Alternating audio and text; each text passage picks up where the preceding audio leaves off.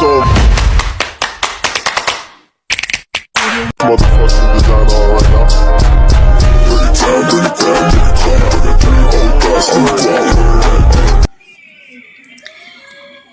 10:30 na ng gabi mga katse at nagising ako kasi maaga akong natulog. Nakakatulog ako siguro mga 8 o'clock.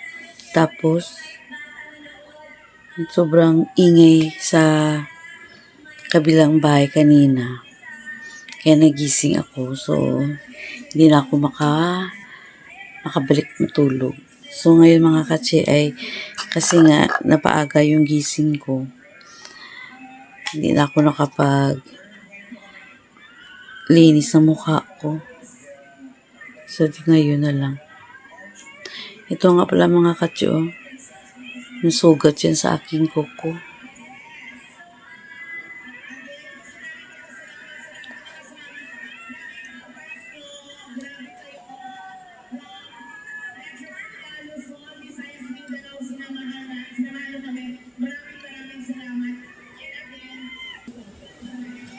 Ayan.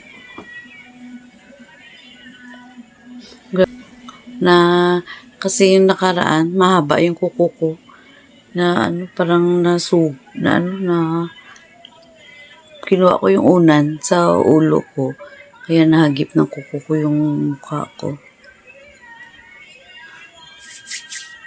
So, nanood ako mga katsi nung kay Kim Chiu, yung promotion nila sa Batangas ba to?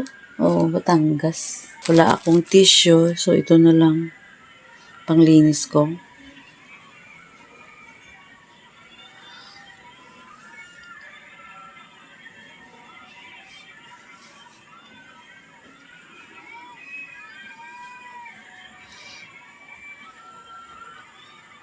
So, actually, maano na.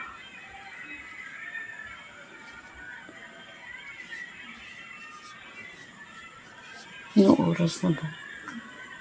Ay, hala. 30 midnight na pala. Kala ko 10 o'clock pala. So, yun na siguro. Nagising ako mo kanina mga katsi, mga 11 or 10:30. So, meron pa akong ginawa.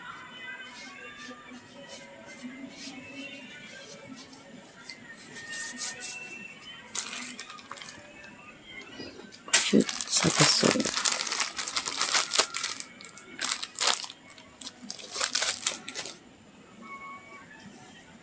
Naglilinis ako sa akin. Uy, wala nang laman. Sa aking mukha kasi sa inay namin. Kaya yun nililinis ko. Para presentable naman sa mga kaharap sa mga kaklase. So, tapos na ako maglinis ng aking mukha. Pero bagong lahat, wait. Ito yung aking sugat sa mukha ay lalagyan ko ng petroleum jelly. Ayan.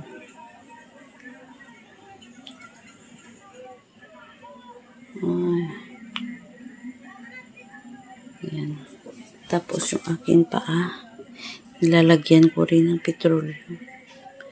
Nung high school ako, first year ba ako nun? Second year? Dumating kasi, ano ba yun? Mga artista, pumunta ng Paglaom, sila Sharon Cuneta, yung pinaka-idol ko talaga doon ay si Janice Dibilin. Kaya ayun, nakipagsiksikan ako. Yung eskwelahan ko ay malapit lang doon sa Paglaom Sports Complex. So, nakipagsiksikan ako. Handa, Diyos ko, basa-basa kami sa pawis. Sabi ko nga, nakakita nga kami ng artista, pero yung mukha namin, para naman kami mga komunista.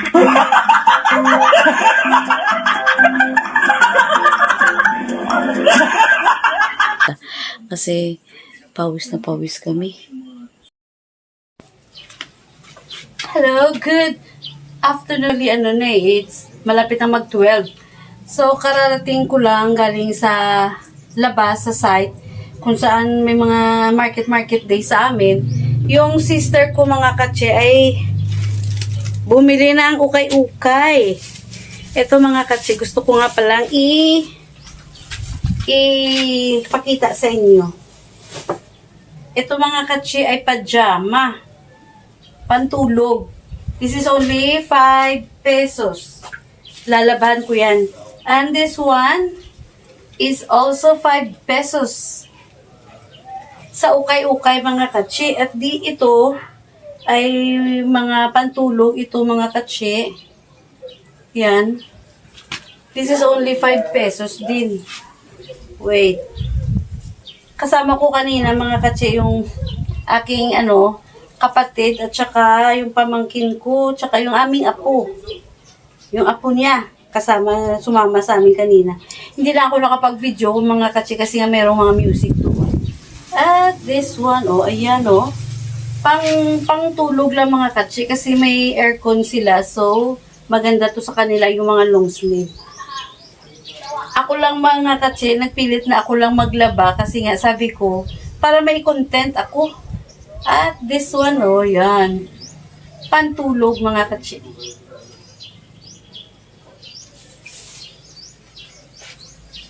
Yan, ang ganda. Bagong-bago pa mga katsi, For only 5 pesos. At also this one. Pang baby to. Pwede to pang tulog ng bata. At ito mga katsi, this is only 5 pesos. Pang bahay lang mga katsi, pwede din pang tulog. Diba? At this one, ayan.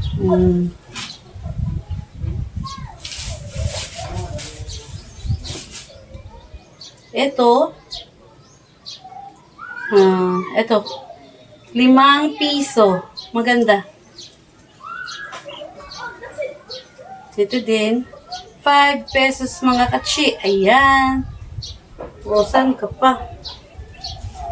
At ito ay, bigay na lang to parang, ayan, binigay na lang.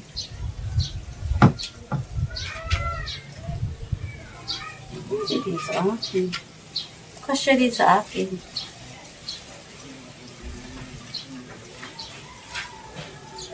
So, ngayon mga katsi, ako ay maglalaba. Hindi ko pa na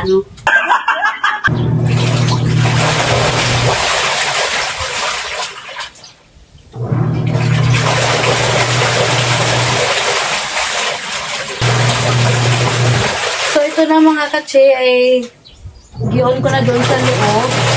At lalagyan ko nga pala nito mga katsi, yung usalik para antibac.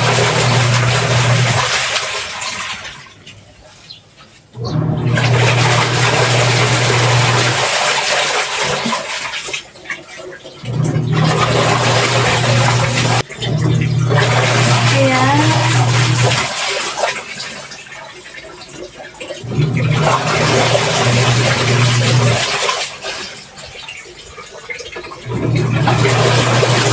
So, yun siya mga kasi, nilagyan ko siya ng usalik para sa antibac. Para matanggal-tanggal yung mga konting germs dyan bago ko lagyan ng sabon. Wait lang.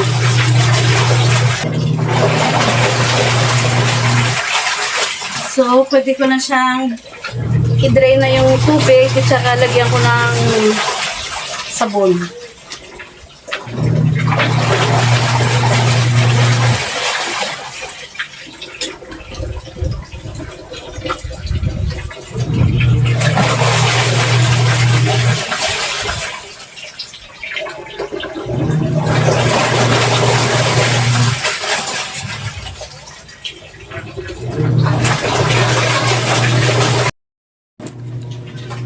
So, yun na mga katsi, naglagay na ako ng sabon. So, hindi ko pala na-play.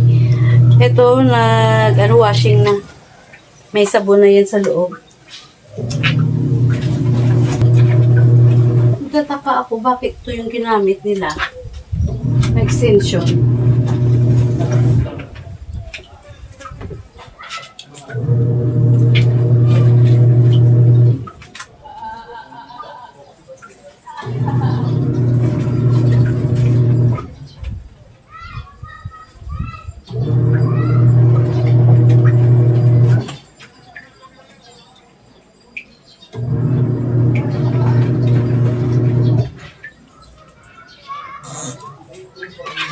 Mga katsi, bago ko nga pala habang naghintay tayo sa... Ayan, as you can see mga katsi, yung aking kalabasa. Ayan sa lupa ko siya. Tapos, pinaikot ko siya sa kalamansi at saka sa papaya. Tingnan nyo mga katsi, Ayan. Meron na siyang bunga. Ayun mga katsi, nakita nyo, may tinali ako dyan na parang nilagyan ko ng lalaki na na bulaklak ng kalabasa. So ayun, at tinali ko sa loob para tuluyan siyang lalaki ang kanyang bunga. Tinukuran ko lang siya mga katsi ng kawayan. Baka ba mahulog at hindi niya makaya. Actually mga katsi, dito siya ano ba yun? Sa taas. So yung ginawa ko, tinanggal ko, inugot ko lahat. Ayun daming bulaklak Ayan. Ayan maraming bulaklak. Kaya dyan ko sa hinugot kong lahat na nakapatong doon sa taas. Ayun dyan sa aray ko. Ayan mga bulaklak niya Sa kanyang branch pa naman, yung mga bulaklak niya na marami. Ito, lalaki yan ng mga bulaklak.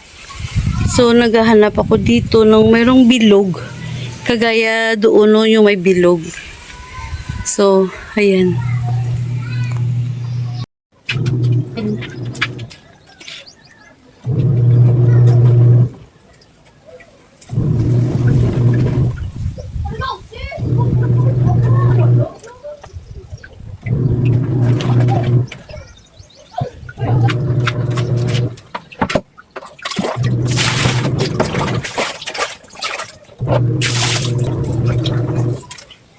Dito mga kasi maglagay ako dito ng downy para after kumaano noon ay i-dry ko sa akin.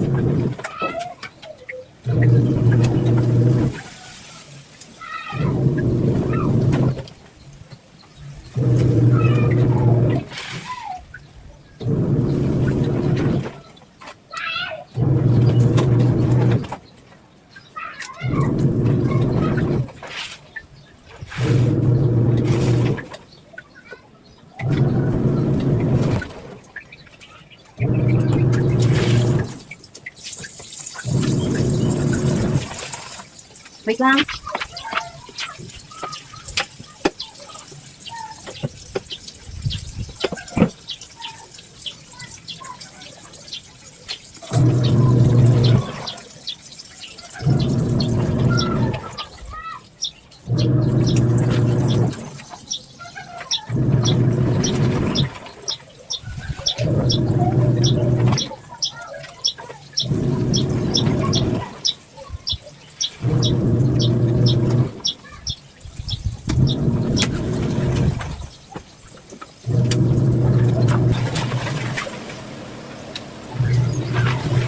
So, mga katsi, nagdagdag ako ng ng aking labahan.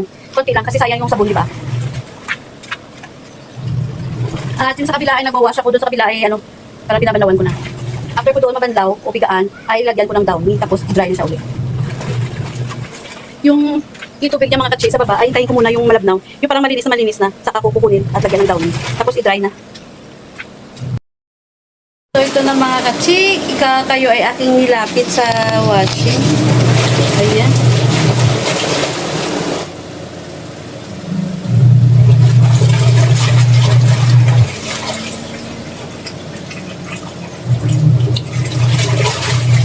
Grabe. Meron pa siyang natira ng mga sabon. Ayan na, parang sa pinaka nawala na yung sabon niya. Grabe yung pawis ko mga katsi.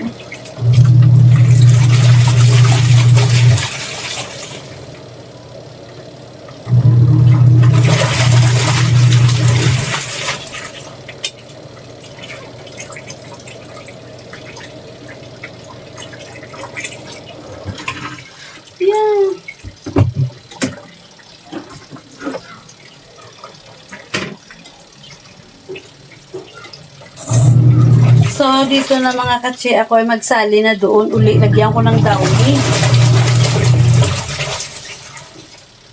Tapos, i-dry ko na siya. Tsaka ko siya isampay.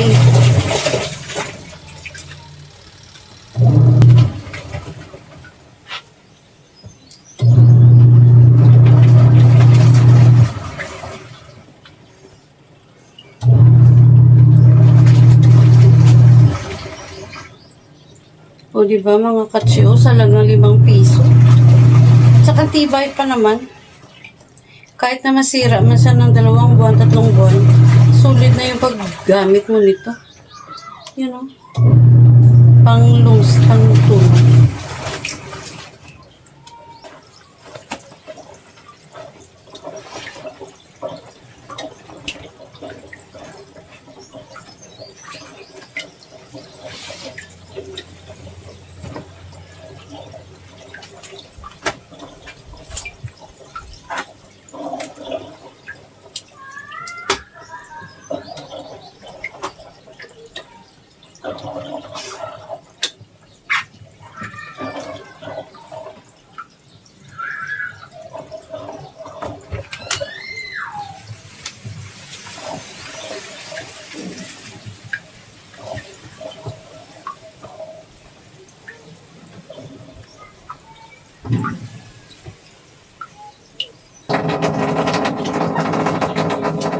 So, ito na.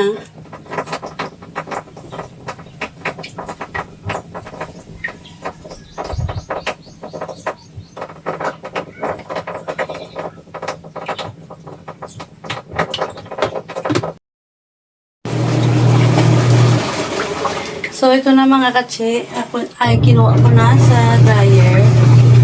At ako ay magsasampay na.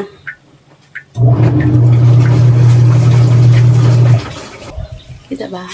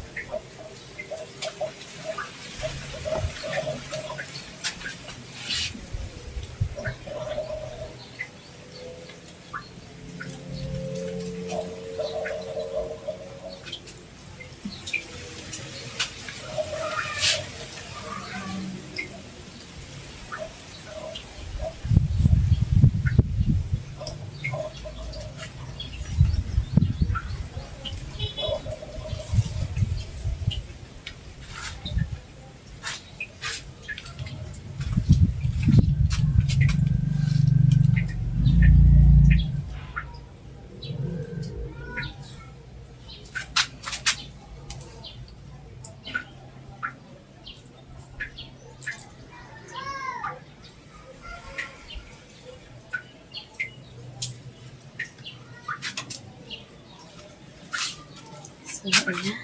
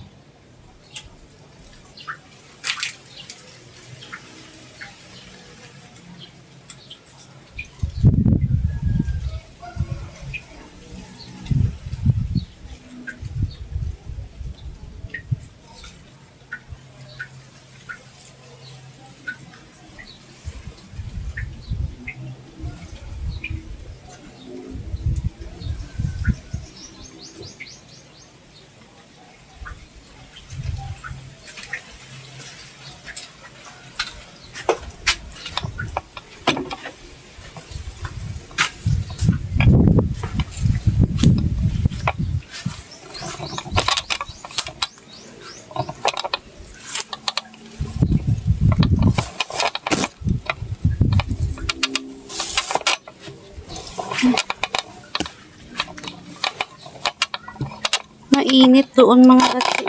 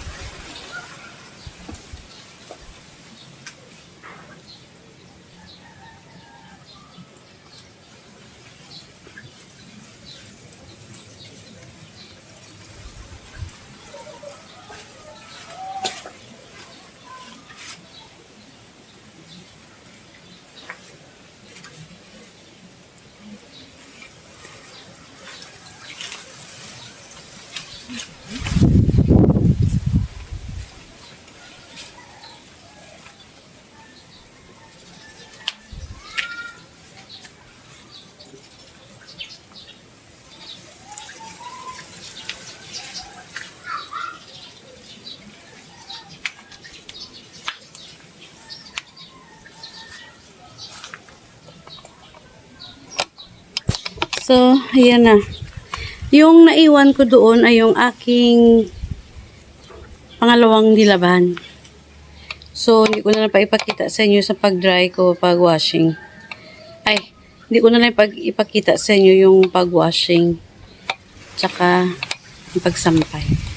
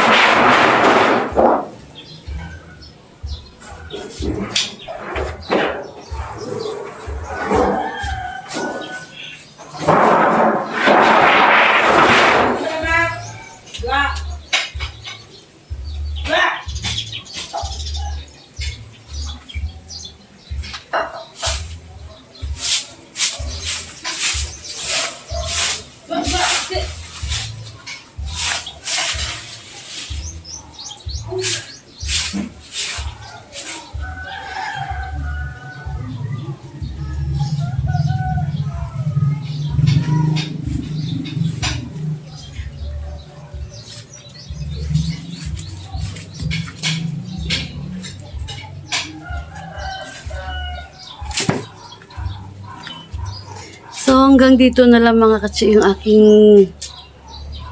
pag-vlog. At ito ay kasunod nung kahapon ko na vlog mga katsi. Thank you so much. Every time, every time, every time, I got 3 whole glass of water.